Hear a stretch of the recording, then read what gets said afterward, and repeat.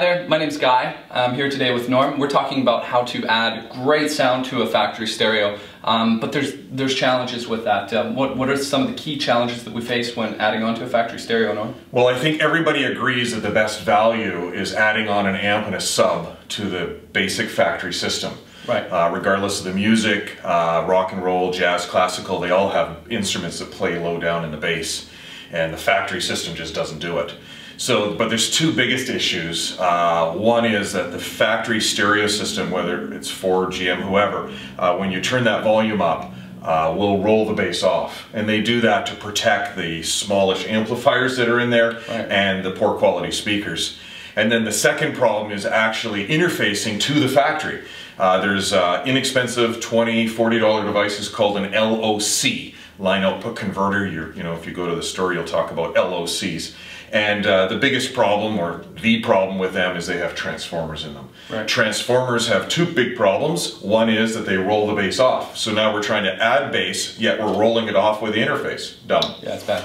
And then the other problem with the transformer is that it will saturate pretty easily and distort. And so what AudioControl came out with on the LC7i that we talked about in the last video was it overcame all those problems being an electronic interface. So it handles up to 400 watts in on each channel, and no factory system puts that much power out, so it will not distort. And it has circuitry in it that will automatically compensate for that bass roll-off. So your installer will be able to adjust that, so when you adjust the volume on your stereo, the bass stays consistent with the rest of the highs and the low and the mids. Okay, AudioControl, different from the other high-level adapters, using Acubase, using a full electronic system.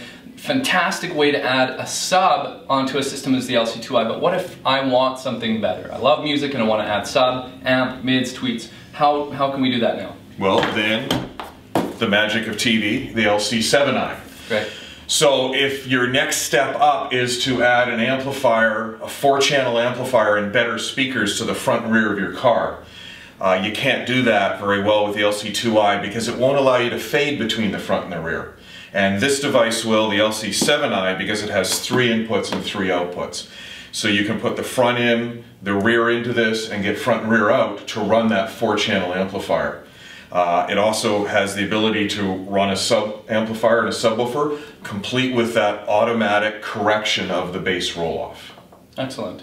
So it'll fix the bass, it'll allow me to add as many amplifiers as I need for my system. What else does it do that's kind of unique? How does it address some of the problems that what we see in a factory car stereo? Well, one of the things we see in some of the higher end vehicles, or even a more expensive Ford or Chevy, is that they've taken and separated the frequencies into different speaker locations. So there will be tweeters in the dash for high frequencies, mid-ranges in the door,